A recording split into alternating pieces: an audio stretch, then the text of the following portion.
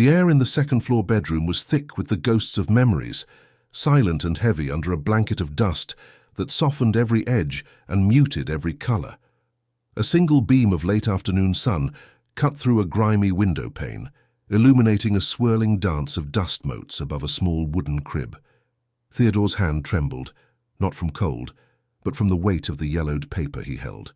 His voice, thin and cracking with an emotion he hadn't allowed himself to feel for weeks, filled the quiet space as he read the final words aloud. They were words of love, of impossible understanding, written by a mother he had never met, for sons she had long since lost. When he finished, the letter slipped from his fingers, landing softly on the dusty floorboards. He looked at his little brother Benjamin, whose wide eyes were shimmering with unshed tears, and in that moment the dam of their shared grief finally broke. They didn't just cry. They collapsed into one another, two small, shipwrecked souls clinging to a raft in a silent, forgotten house. Their sobs the only sound in a world that had forgotten them. This profound discovery, a message of love left behind by a stranger, marks the turning point in their harrowing journey. It's a story about how hope can be found in the most unexpected of places, a testament to the enduring power of human kindness, even after death. If this opening has already touched you, please let us know in the comments where you are listening from in the world today. Your engagement helps these stories reach others who might need to hear them. By liking this narrative and subscribing to the channel, you become part of a community that values these deep emotional explorations. I promise you, the path that led these two boys to this dusty room is one you will want to follow until the very end, as it reveals the true meaning of sanctuary and the quiet strength of a brother's love against an uncaring world. But to truly understand why this dust-filled room, with its scent of old wood and dried roses, offered more solace than any living person had, we must go back. To comprehend why the words of a woman dead for decades felt like the first warm embrace they had received since their world turned to ash, it is necessary to rewind the clock. We must return to the moment their ordeal began, 3 weeks earlier, on a cold and terrifying night. A night when the smell of smoke was not a memory but a warning, and a fire in the family bakery claimed the lives of their parents, leaving two young brothers utterly and completely alone. This is where their story of survival and of a love that refused to be broken truly begins. Theodore Miller was 12 years old, but he felt ancient. 3 weeks had passed since the fire, a span of time that felt both like a single, unending moment and an entire lifetime. He remembered the smell first, the acrid bite of smoke that had clawed its way into his dreams and dragged him into a waking nightmare. He remembered the heat on his skin, the roar that had consumed the familiar sounds of their home, and the desperate, terrifying leap from the second-story window with his 5-year-old brother, Benjamin, clutched in his arms. That single act of survival had thrust him into a new role, one for which he was entirely unprepared. He was no longer just a brother. He was a guardian, a shield, the sole keeper of a tiny, flickering flame of a family that the world was determined to extinguish. His own grief was a luxury he could not afford, a heavy coat he had to fold and store away, to be worn only in the dead of night, when he was sure Benjamin was asleep. They were now residents of the Savannah County Temporary Dormitory, a place that was the architectural equivalent of a sigh. The air smelled of bleach and boiled vegetables, a sterile scent that failed to mask an underlying odor of despair. The floors were polished linoleum that reflected the cold, fluorescent lights from above and every sound. A cough, a footstep, a sob, echoed down the long, pale green hallways, amplified and distorted. For Theodore, who had grown up above his family's bakery, the silence was the most deafening part. He was used to the warmth of the ovens radiating through the floorboards, the constant scent of yeast and sugar, the comforting murmur of his parents' voices downstairs. Here, warmth was a memory, and comfort was a contraband emotion, confiscated at the door along with the rest of their former lives. Their days were dictated by the ringing of a shrill electric bell that announced every sterile chapter of their existence. 7 in the morning for waking, 8 for a breakfast of watery oatmeal, 1 for a lunch of thin soup and dry bread, and 6 for a dinner that was indistinguishable from the midday meal. In between, there were hours of mandated quiet, where the dozen or so orphaned children of the county were expected to sit and contemplate their misfortune without disturbing the administrative peace. Grief was not processed here. It was managed. Tears were seen as a disruption, and the deep aching void left by their parents' absence was treated as an inconvenient file that needed to be categorized and put away. Theodore learned quickly to present a stoic, compliant face, understanding that their survival depended on being as little trouble as possible. Benjamin, at 5, did not understand the need for such pretense. He still asked for his mother in the mornings, his voice small and confused in the cavernous, cold bedroom they shared with 4 other boys. He didn't comprehend the permanence of their situation, believing their parents were simply on a long trip and would return any day to take them home. Each day, Theodore would have to invent a new, gentle excuse, a small, necessary lie to shield his brother from a truth that was too heavy for his small shoulders to bear. He would tell Benjamin that their mum and dad were helping someone else, that they had sent their love, and that his job, as the big brother, was to keep him safe until they came back. This daily performance was the hardest thing Theodore had ever done, a quiet betrayal that felt like a fresh wound every single time. The weight of this responsibility settled deep in Theodore's bones, aging him from the inside out. He spent his nights not sleeping, but listening to the sound of Benjamin's soft, even breathing, a fragile rhythm that became the anchor of his universe. He would lie awake on his lumpy, horsehair mattress, staring at the water-stained ceiling, his mind racing. He was no longer a child who worried about schoolwork or scraped knees. He was a strategist, a sentry. He watched everything, cataloguing the movements of the dormitory staff, noting the squeak of a loose floorboard, memorizing the layout of the building. He didn't know why he was gathering this intelligence, only that an instinct, primal and fierce, told him that they were not safe, and that knowledge might one day be their only weapon against the faceless system that now owned them. The dormitory was a collection of lost souls, a silent archipelago of children severed from their pasts. There was no camaraderie in their shared tragedy, only a profound and isolating loneliness. The other children were like ghosts, with hollow eyes and listless movements, each trapped in their own private storm of loss. The staff, for their part, were not cruel in an active way. They were simply detached, their compassion worn down to a nub by the sheer, relentless volume of sorrow they were paid to oversee. They moved with a tired efficiency, providing food and clean linens, but never a kind word or a comforting touch. To them, Theodore and Benjamin were not boys who had lost their world. They were case files, 734 and 735, temporary problems awaiting a permanent solution. Sometimes, in the quiet moments before the morning bell, a memory would surface with the force of a physical blow. Theodore would remember the exact shade of blue of his mother's favorite apron, dusted with a fine layer of flour. He could almost feel the warmth of his father's hand on his shoulder, a large, gentle weight that always made him feel safe. He remembered the taste of the warm bread, fresh from the oven, its crust crackling as he broke it open. These memories were both a comfort and a torture, beautiful sunlit ghosts that haunted the grey landscape of his new reality. They were reminders of everything he had lost, and everything he was now fighting to protect in the small sleeping form of his little brother. His fight took the form of small, secret rebellions. He would save the apple from his own lunch tray, polishing it on his shirt until it shone before giving it to Benjamin as an afternoon treat.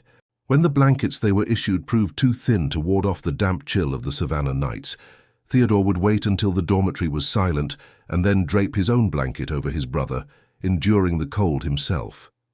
These were tiny acts of defiance, insignificant to the world but monumental to him.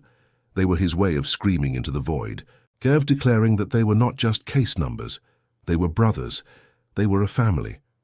And he would not let the cold indifference of this place seep into their hearts and extinguish the last of their warmth. The system was the true monster, a slow, grinding machine of paperwork and procedures that had no capacity for empathy. It was a creature of forms, stamps, and regulations, and it was slowly, inexorably deciding their fate. Theodore could feel its gears turning. He saw it in the way the dormitory supervisor, a stern woman named Mrs. Gable, would look at them, her gaze lingering a moment too long, her expression unreadable. He heard it in the hushed conversations of the staff that would cease the moment he entered a room. He knew, with the chilling certainty of an animal sensing an approaching storm, that this state of limbo was temporary. The system was preparing to act, to sort them, to file them away into separate, permanent boxes. This fear of separation became a constant, low hum beneath the surface of his thoughts. It was a terror far greater than fire or hunger. The idea of being torn from Benjamin was unthinkable, a prospect that made his chest tighten and his breath catch in his throat. They were two halves of a whole, two saplings that had grown so close their roots were intertwined. To separate them would be to kill them both, just in different ways. He had made a silent vow over the ashes of their home that he would keep his brother safe. He had not realized, in his naivete, that the greatest threat would not be a tangible danger, but the cold, logical, and utterly heartless machinations of the law itself.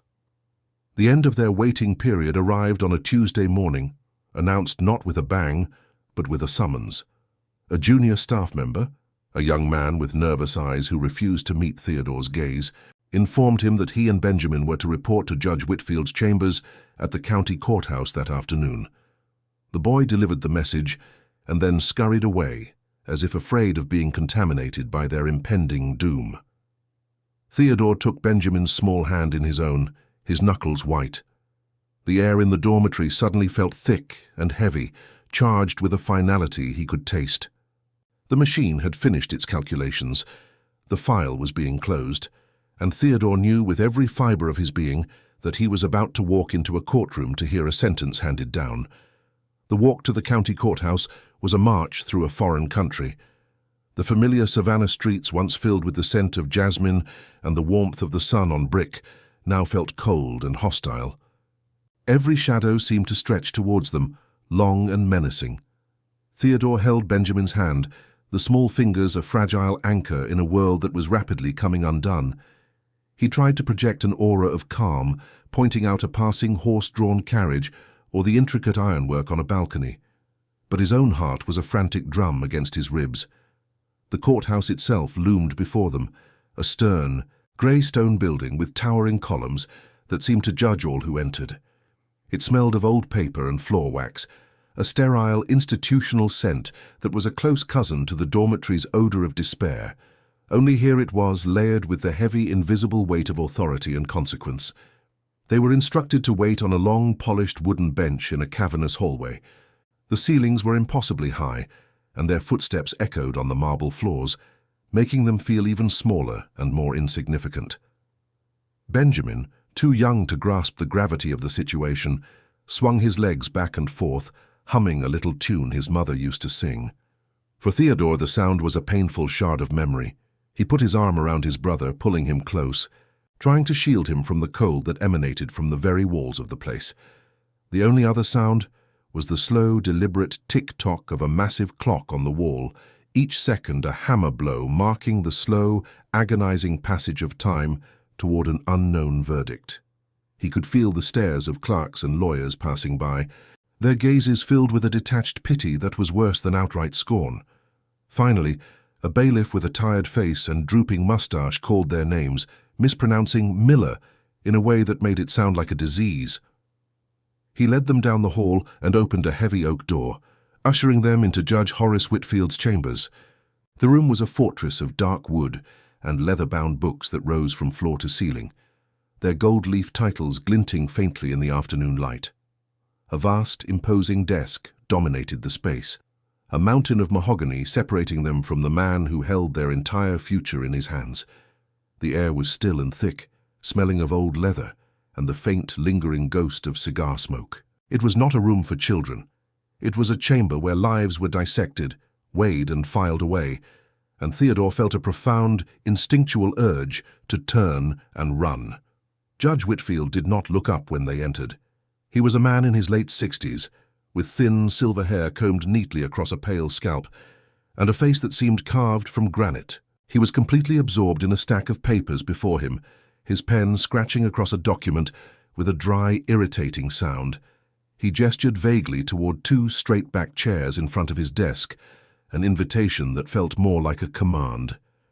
Theodore guided Benjamin into one of the chairs and sat beside him, his hands clasped so tightly in his lap that his knuckles were bone white. The judge continued to read and write for what felt like an eternity, the silence in the room growing heavier with each passing moment. He was not ignoring them in a deliberate, cruel way. It was something far worse. It was as if they were not there at all, just another entry on a long and tedious docket. Theodore watched the judge's hand as it moved across the page, each stroke of the pen feeling like a nail being hammered into the coffin of their life together. He tried to read the man's expression, but there was nothing there to read. No anger, no sympathy, just a profound and unsettling neutrality. This was a man for whom human tragedy was a matter of logistics and proper procedure.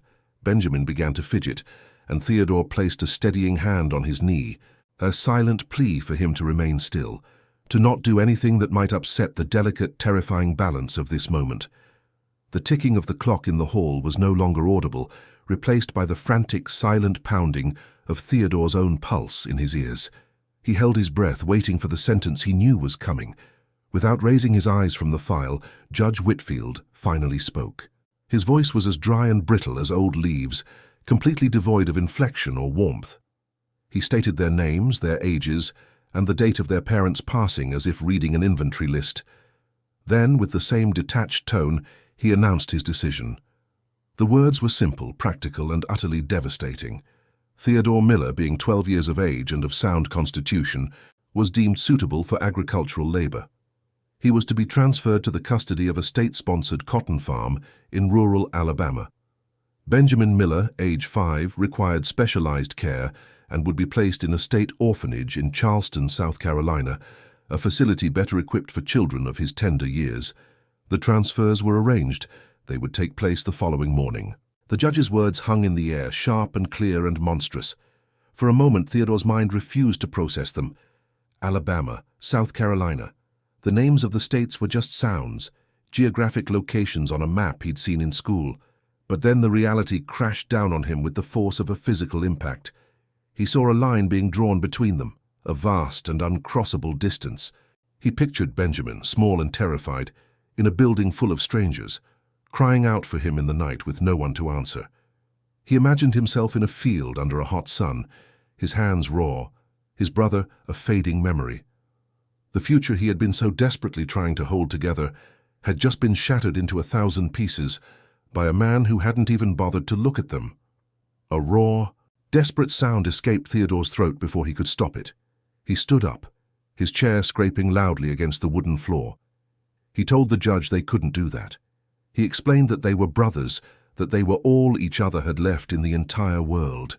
His voice cracked as he spoke, the words tumbling out in a rush of terrified pleading. He begged the judge to look at them, to see them, to understand that separating them would be a cruelty far worse than any fire. He promised he would work. He would do anything. He would take care of Benjamin himself, if they could just be allowed to stay together. He was begging for their life, the only life that mattered anymore, the one they had as a unit of two. Judge Whitfield finally looked up, but his gaze was not directed at Theodore's face. It was fixed somewhere on the wall just above his head.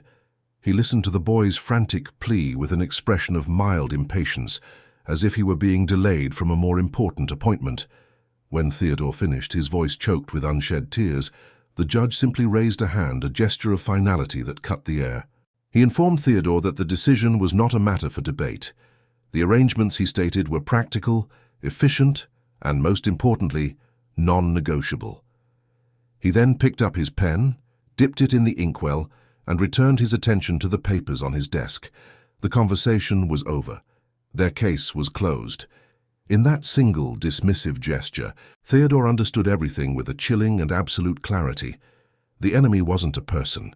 It wasn't Judge Whitfield or Mrs. Gable or any of the detached staff at the dormitory.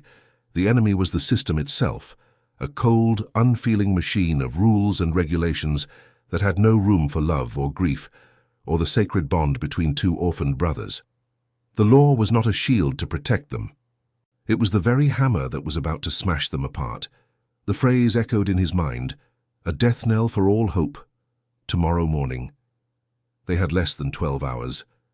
By the time the sun rose again, Benjamin would be gone, sent hundreds of miles in one direction while he was shipped off in another. They would never see each other again. The bailiff reappeared at the door as if summoned by some silent signal. He gently took Theodore by the arm to lead them out. Theodore felt numb, his body moving on its own accord. He reached down and took Benjamin's hand, his touch now filled with a new, frantic urgency. He guided his brother out of the chamber of judgment and back into the long, echoing hallway. The world outside the judge's office seemed distant and muted, as if he were looking at it through a thick pane of glass. The threat was no longer a vague and shadowy fear. It was a concrete reality, a sentence that had been handed down. An execution was scheduled for sunrise, and he knew with a certainty that settled deep in his soul that he would not let it happen. He would not let them take his brother. The walk back to the dormitory was a silent, suffocating ordeal. Benjamin, unaware of the sentence that had just been passed on their lives, chatted about a stray cat he had seen near the courthouse steps, his small voice a cheerful, heartbreaking counterpoint to the roaring silence in Theodore's mind. Once back in the sterile, green-walled room they shared with 4 other boys, Benjamin quickly became absorbed in a game with a lone wooden block, the only toy he possessed. Theodore sat on his own bed, watching him, the judge's words echoing in his head. Alabama, South Carolina, tomorrow morning. The finality of it was a physical weight, pressing down on his chest until he could barely breathe. He looked at his brother, at his tousled brown hair and the smudge of dirt on his cheek, and a cold, hard certainty settled in his soul.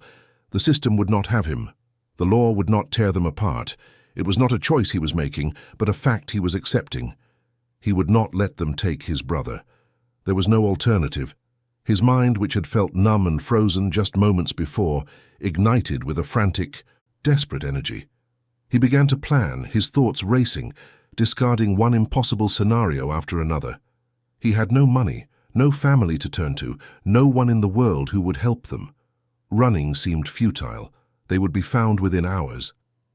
Then a memory surfaced, a piece of local folklore he'd heard from older boys in the schoolyard long ago. It was the story of the Thorn house, an old, abandoned mansion on the far edge of town.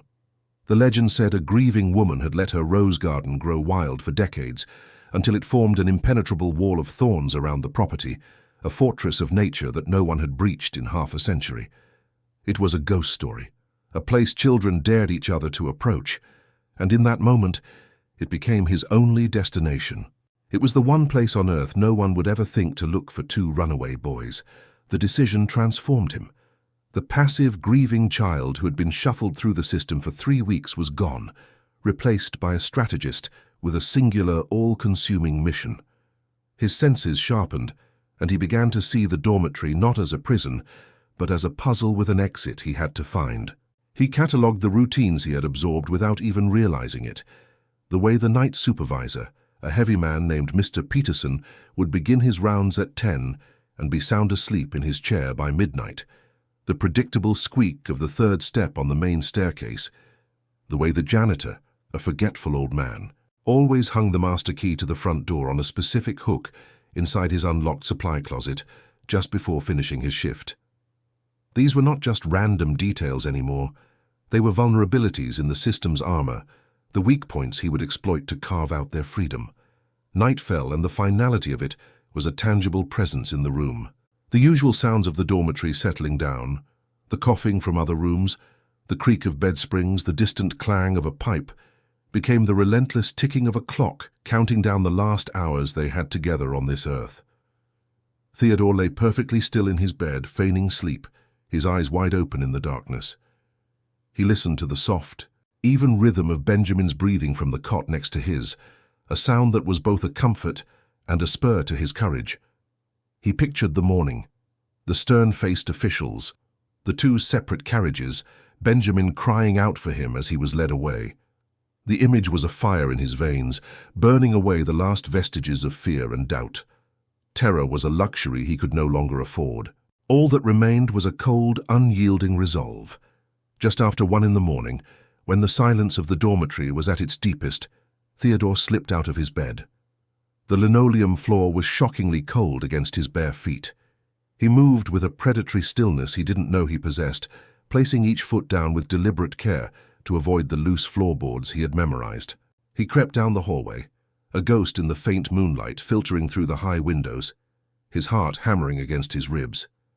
In the pantry, the air was cool and smelled of yeast and disinfectant.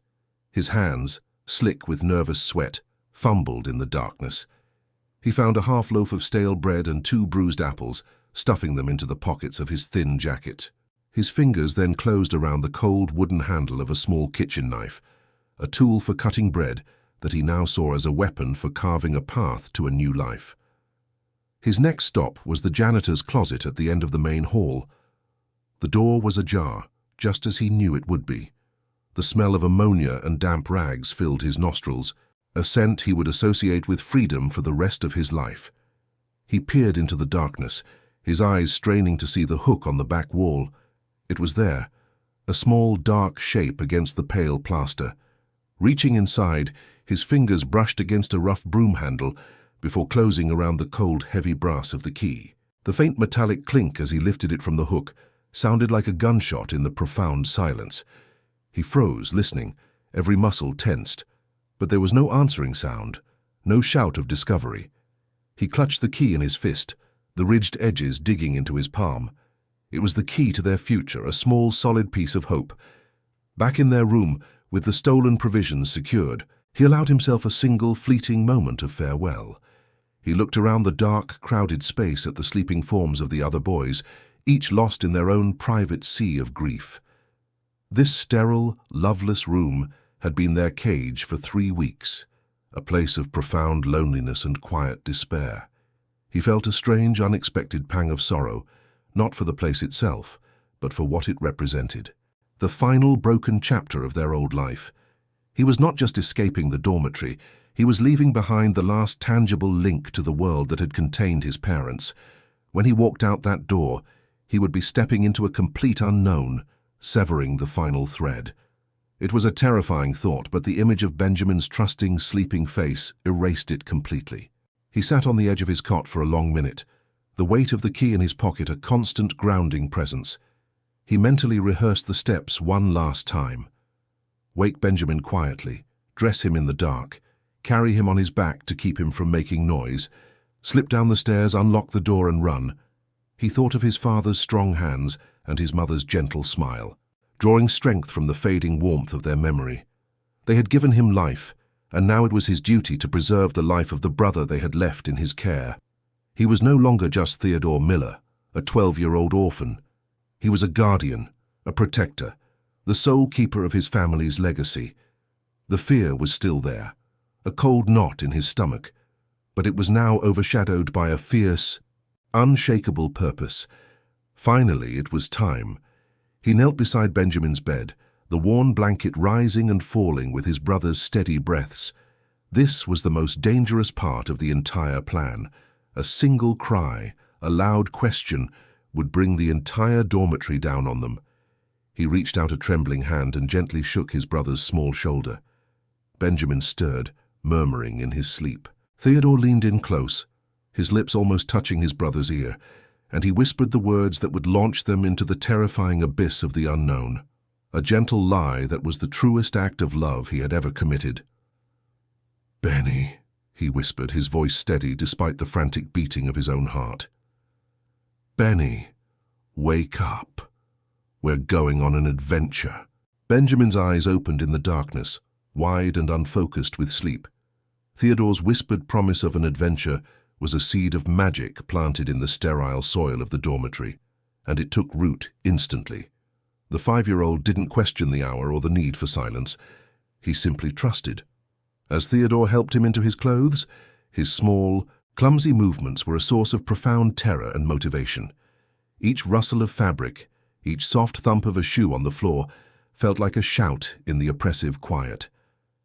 Theodore's hands were clammy and shook slightly as he tied his brother's laces, his own fear a stark, bitter contrast to the sleepy excitement radiating from the little boy.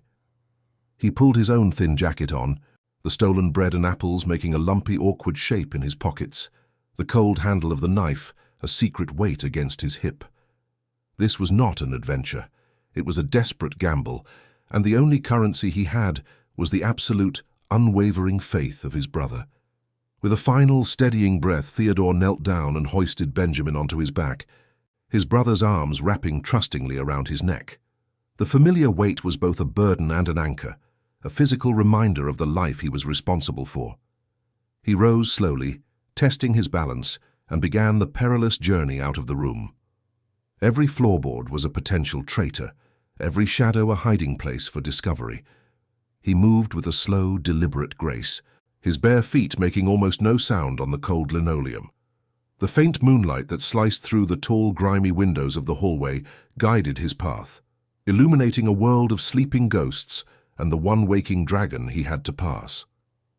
Mr. Peterson, the night supervisor, was a heavy, wheezing shape slumped in a wooden chair near the main stairwell, his head lolled back against the wall, a soft, gurgling snore escaping his lips with every breath. The sound was a gift, a moment of profound, dumb luck in a world that had offered none. He held his breath as he passed the sleeping man, his own heartbeat a frantic, silent drum against his ribs. He could smell the stale scent of coffee and tobacco on the air, a human smell that felt alien and threatening in his mission. He kept his eyes fixed on the top of the staircase, refusing to look at the supervisor for fear that his gaze alone might wake him. Each step was a careful calculation, a slow transfer of weight from heel to toe. He felt Benjamin shift on his back, his sleepy warmth a stark contrast to the chilling cold of the hallway and the even colder dread that filled Theodore's stomach. The distance of 10 feet felt like a mile, a treacherous landscape he had to cross without a single misstep.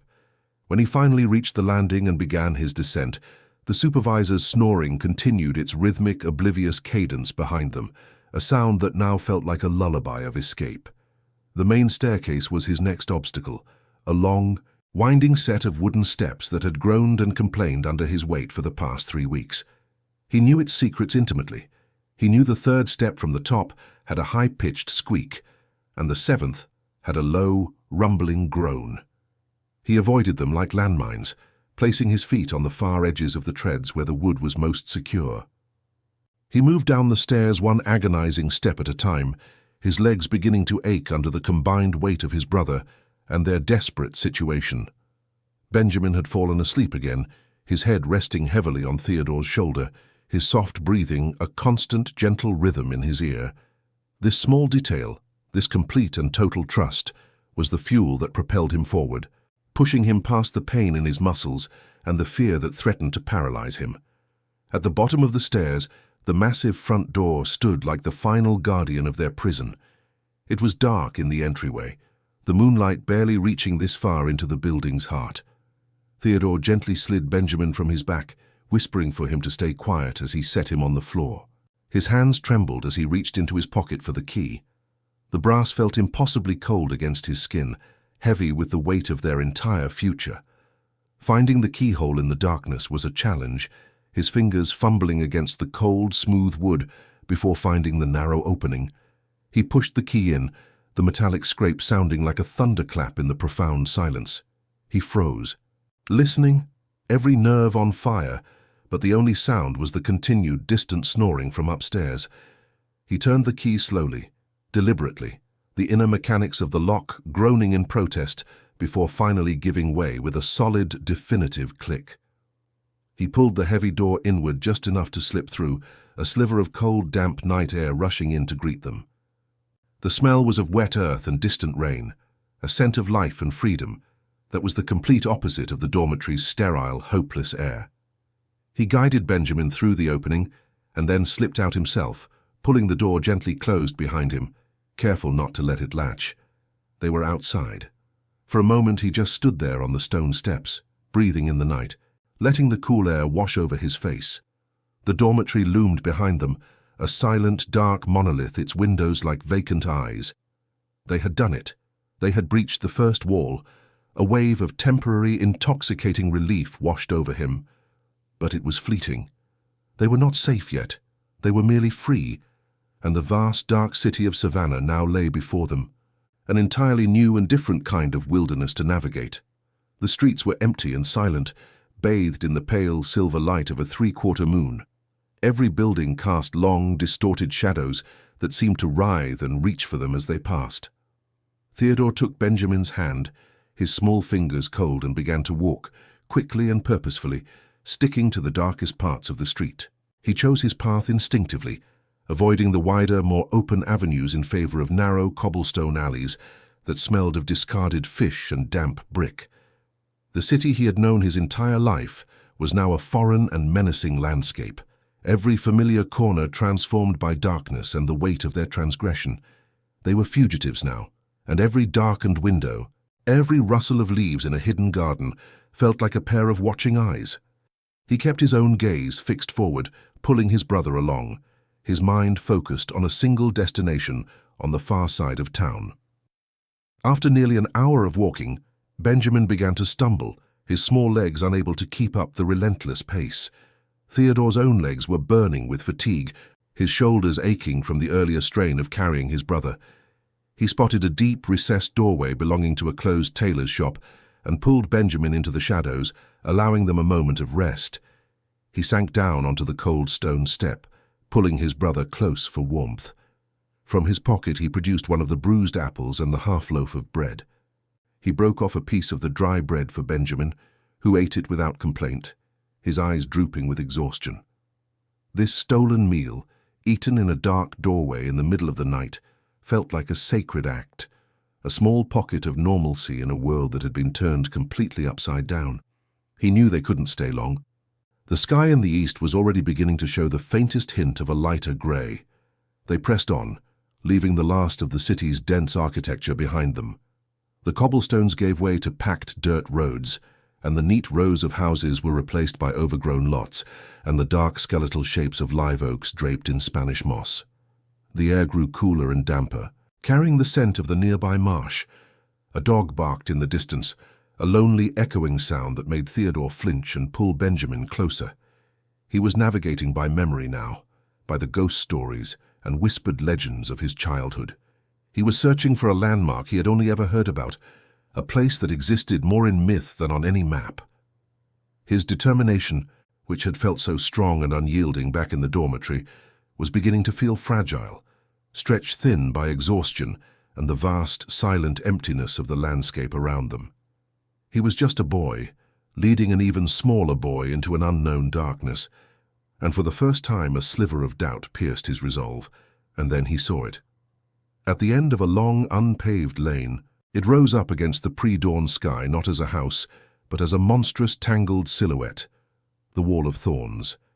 It was far more formidable than he had ever imagined, a solid 3-meter-high mass of interlocking branches, dead wood, and vicious, curving thorns that seemed to drink the very light from the air. It was a fortress of nature, a living fence built from decades of grief and neglect. For a long moment, Theodore just stared, his heart sinking. It looked utterly impenetrable. The stories had not done it justice. This was not a simple, overgrown garden. It was a barricade, a hostile and violent declaration to the world to stay away. The small kitchen knife in his pocket suddenly felt like a child's toy, a ridiculous and inadequate tool for the impossible task that lay ahead of them. Steeling himself, he set Benjamin down behind him, instructing him in a low, firm voice to stay put and not touch anything. He pulled the knife from his pocket, its small blade glinting faintly in the dim light. He found what looked like a weak spot, where a thick, woody vine snaked its way through a dense patch of newer, greener growth. He took a deep breath and plunged the knife in, twisting it. The wood was tough, resistant, but with a grunt of effort, he managed to sever it. The sound of the snapping vine was loud in the stillness. He began to work, a frantic, desperate rhythm taking over. He hacked, sawed, and pulled, attacking the wall with a ferocity born of pure desperation. It was slow, agonizing work. For every branch he cut, 2 more seemed to spring into its place, their thorns tearing at the sleeves of his jacket and scraping against the back of his hands. He ignored the pain, focusing only on the task. The thorns ripped at his clothes and bit into his skin, leaving long, shallow scratches across his arms and cheeks that stung in the cold air. He quickly realized that he had to use his own body as a battering ram. After cutting a small section, he would turn his back to the wall and push himself into the gap, the thorns digging into the fabric of his jacket, using his own weight to widen the opening. He was creating a tunnel, a narrow, dangerous passage through the heart of the thorny maze. He shielded Benjamin from the worst of it, ensuring the path behind him was clear of the sharpest branches, his own body absorbing the punishment. His breath came in ragged gasps, his muscles screaming in protest. But the image of Judge Whitfield's dismissive face and the thought of 2 separate carriages at sunrise was a fire that burned hotter than any physical pain. At one point, his hands, slick with sweat and a small amount of blood from a deeper cut, lost their grip on the knife. It clattered down into the dense undergrowth, disappearing into the darkness. A wave of pure panic washed over him. It was their only tool. He dropped to his knees, frantically patting the tangled mess of leaves and thorns, his fingers getting pricked and scraped as he searched. For a terrifying minute, he thought it was lost forever, that their journey would end here, just yards from their goal. Then his fingers brushed against the cold, familiar shape of the wooden handle. He snatched it up, clutching it tightly, his relief so profound it almost buckled him. The fragile thread of his resolve had been stretched to its breaking point, but it had not snapped. He got back to his feet and resumed his assault with renewed, frantic energy. Finally, after what felt like an eternity of struggle, he pushed against a thick, gnarled branch, and it gave way with a loud crack. He stumbled forward, falling through the last of the barrier and landing on his hands and knees on soft, mossy ground. He had broken through. The air inside the wall of thorns was different, still, silent, and smelling of damp earth and the faint, sweet perfume of old roses. He quickly turned and pulled Benjamin through the narrow opening he had carved. They were inside. They stood up, exhausted, bleeding, and covered in dirt and leaves.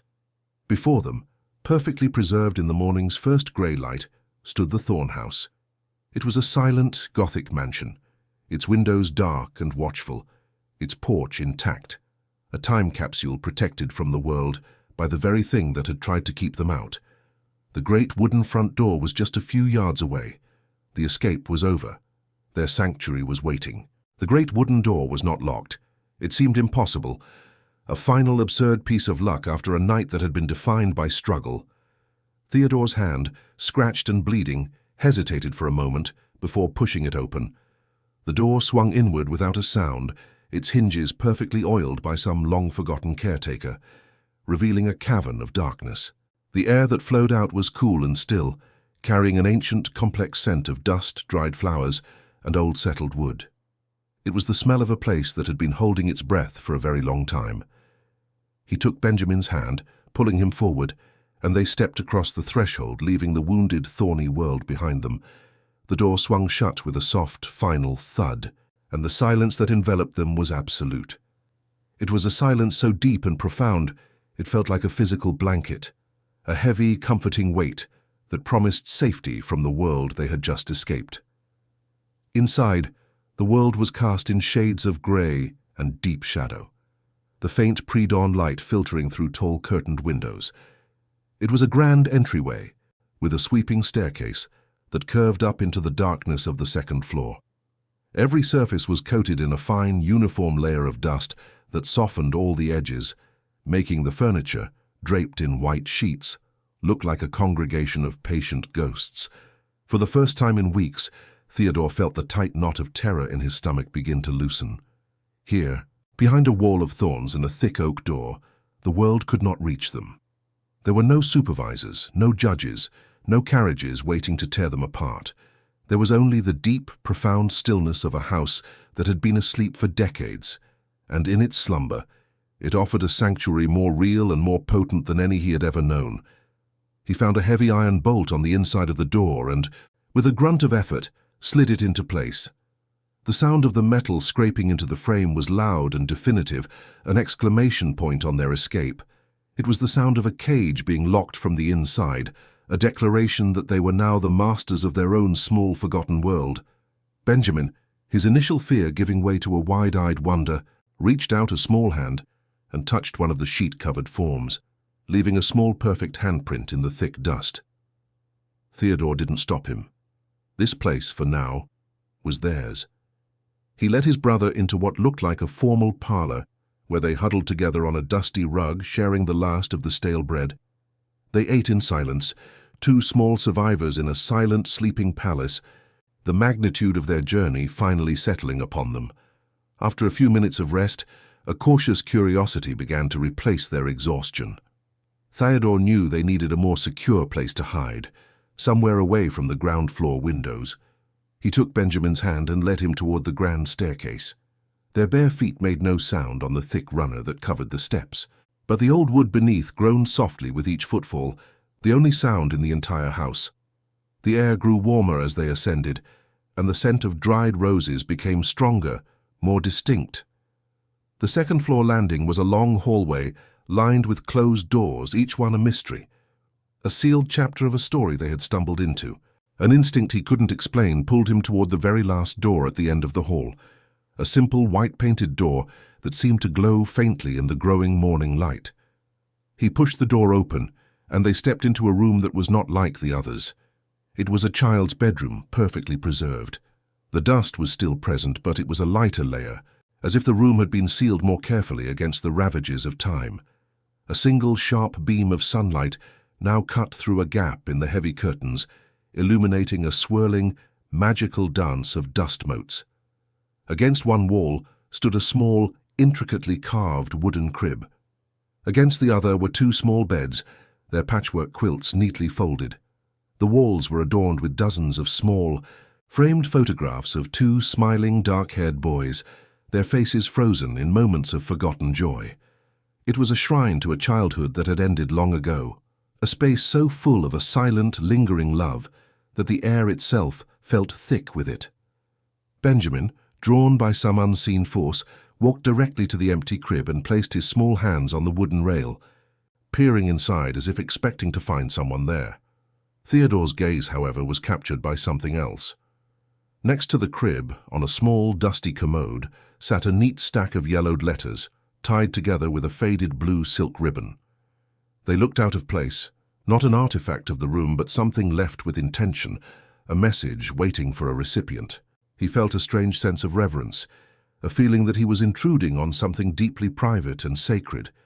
He approached slowly, his heart beginning to beat a little faster, a mixture of fear and a strange, unexplainable hope rising in his chest. He knew, with a certainty that settled deep in his bones, that this was the reason they had been led to this house.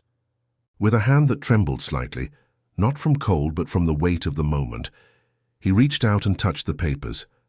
The ribbon was so old, it felt like it might crumble at his touch.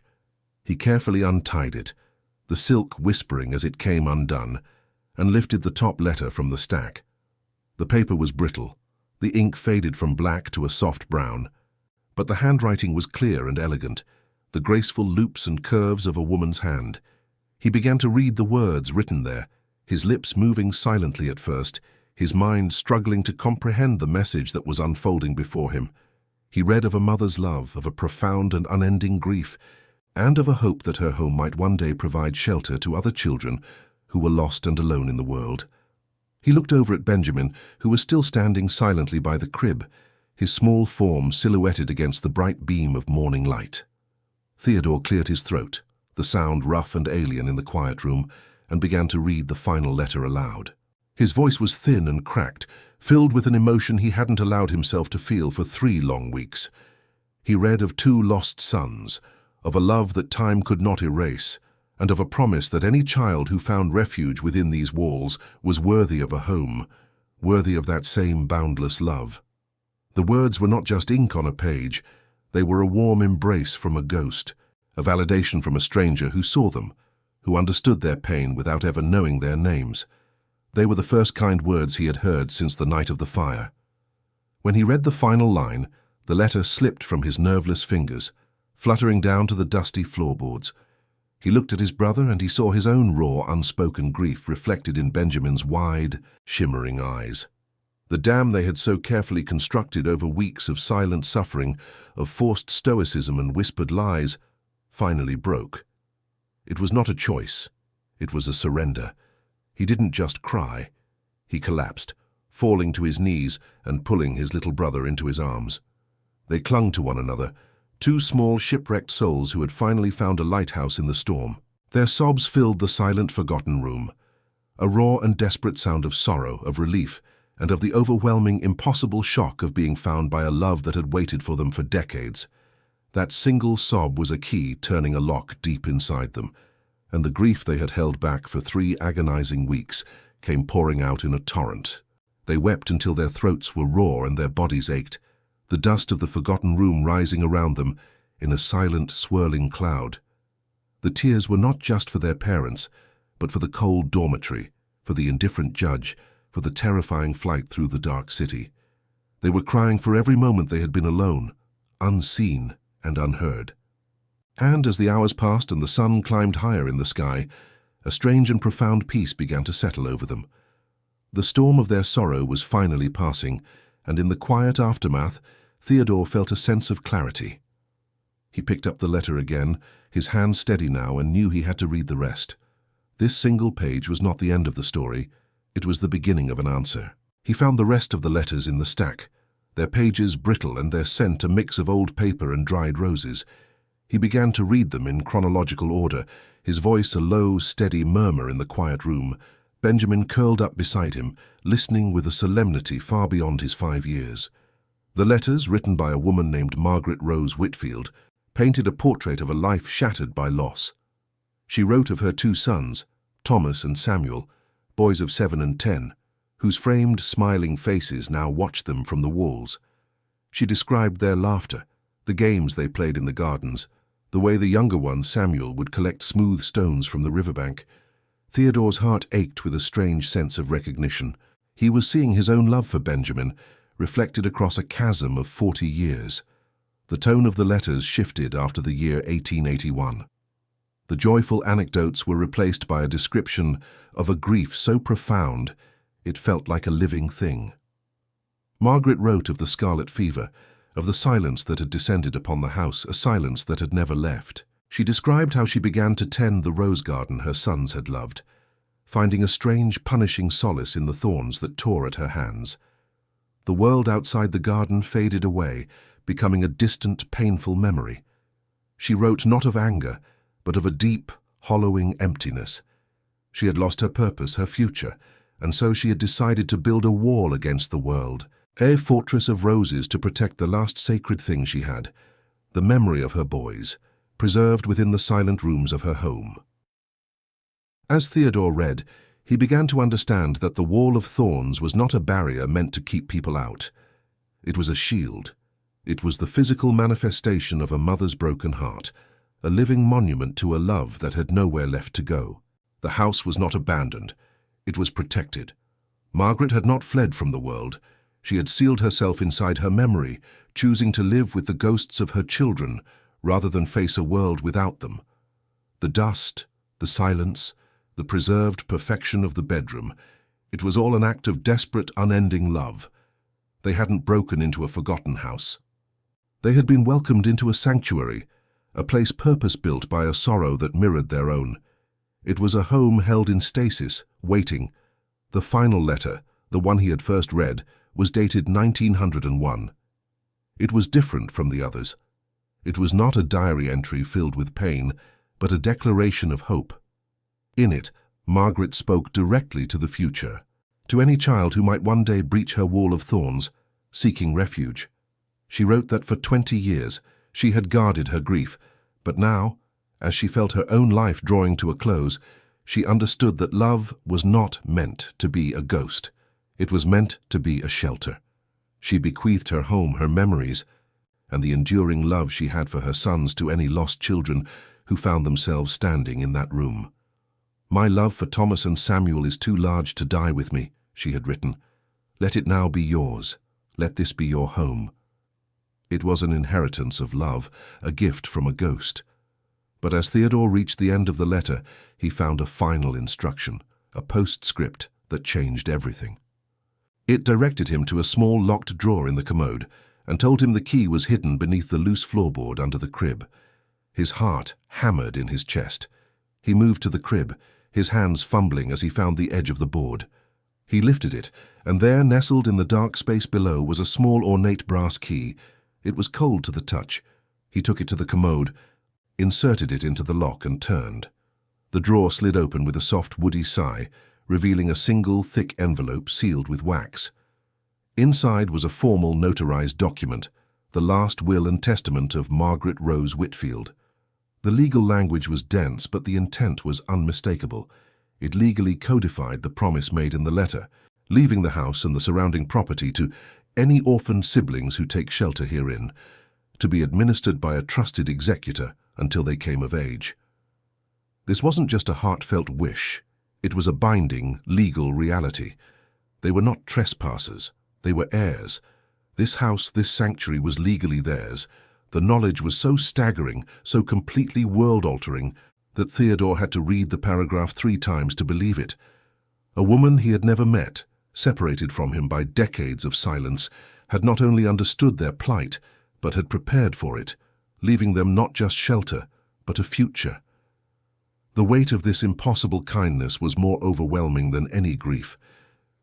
He looked around the room, at the faded photographs of the 2 smiling boys on the wall. They were not strangers anymore. They were family. Thomas and Samuel were the brothers of this house, and Margaret was its heart. In this dusty, silent room, Theodore and Benjamin were not orphans anymore. They had been adopted by a memory, claimed by a love that had defied death itself. He folded the will carefully and placed it back in its envelope, a sacred text that had rewritten their entire existence. He knew with a certainty that settled into the very marrow of his bones that they were safe. The system could not touch them here. Judge Whitfield and his cold, heartless pronouncements had no power within these walls. This was their home now, a fortress built of thorns and love. For 2 months they lived within that fortress. Theodore, armed with the knowledge of their rightful place, ventured out into the town, finding odd jobs with a kind, elderly market owner named Mr. Isaiah Freeman, a man whose eyes held a gentle wisdom. He would trade his work for food and supplies, never revealing their location, creating a careful, sustainable life for himself and his brother. Benjamin, for his part, began to heal. In the quiet safety of the Thorn house, he started to laugh again. They explored every room, uncovering the stories held within, treating the house not as a possession, but as a sacred trust. They were no longer running from the world. They were living apart from it, in a small pocket of time and grace, left for them by a grieving mother. The day the world found them again, it arrived in the form of Judge Horace Whitfield himself, the sheriff at his side. They had tracked Theodore from the market, but as the judge stood at the edge of the thorny path Theodore had begun to clear, preparing to enforce his will and tear the brothers apart, he was met by another figure. A woman dressed in a sharp city suit introduced herself as Mrs. Caroline Ashford, an attorney from Atlanta. Mr. Freeman, having sensed the boys' desperation, had contacted her on their behalf. In her hand, she held the last will and testament of Margaret Rose Whitfield. The confrontation was not a battle, but a quiet, devastating execution of the law Margaret had put in place. The revelation that followed was a local scandal that rocked Savannah to its core. Mrs. Ashford revealed not only the will that named the brothers as heirs, but also the fact that Judge Whitfield was Margaret's distant cousin. He had known about the will for decades, deliberately suppressing it, waiting for the house to fall into ruin so he could claim the valuable land for himself. His plan had been to let time and neglect erase Margaret's final wish. His cruelty was not just indifference, it was a calculated, greedy act of erasure. The arrival of 2 desperate boys had unearthed a crime that had been buried for 40 years. Faced with irrefutable proof, Whitfield's career and his freedom came to an abrupt and just end. The aftermath was a whirlwind of legal proceedings, but for Theodore and Benjamin, the storm was over. With Mrs. Ashford as their new, fiercely protective legal guardian, the transition was made official. The Thorn house and all its contents legally belonged to them, but Theodore knew that the house was never meant to be just for them. It was a shelter, a promise. He remembered the other hollow-eyed children in the dormitory, the siblings separated by the cold logic of the system. He saw Margaret's true intention, not just to save 2 boys, but to provide a home. It was a legacy of love, and it was now his responsibility to carry it forward. The transformation began with the Thorns. Theodore, with the help of men hired by Mrs. Ashford, did not tear down the wall of roses. Instead, he carved a clean, wide and beautiful path through it, lining it with smooth stones, just like the ones Samuel used to collect. The house itself was cleaned and repaired, its silent rooms filled with light and air for the first time in decades. It was no longer a tomb of memory. It became a living, breathing home. With the full backing of a newly reformed county board and the legal guidance of Mrs. Ashford, they established the Margaret Rose Home for orphaned siblings, the only facility in the state of Georgia dedicated to the single, sacred principle of keeping brothers and sisters together. Theodore was no longer just a brother or a survivor. He became a founder, a guardian to others who had been lost in the same storm he had weathered. He and Benjamin remained in the house, the first of its new residents, their room the very same one that had offered them solace. It was now a place of laughter, its walls echoing with the sounds of children who were allowed to grieve and heal together, never alone. They were a new kind of family, forged in shared loss and bound by the love of a woman none of them had ever met, but to whom they all owed their lives. Years later, an adult Theodore would often stand at the entrance to the path, watching the sunset paint the sky above the old Victorian mansion. The rose bushes still grew thick and wild on either side, their thorns a reminder of the barrier that had once seemed so impenetrable, so hostile. But now it felt different. It was a protective embrace. At the head of the path he had placed a simple, hand-carved wooden sign for all to see. It was a testament to their journey, a summary of Margaret's legacy, and a promise to all who entered. The sign had only 7 words, but they contained the entire truth of their story. It read, "The Thorns protect, they do not keep out."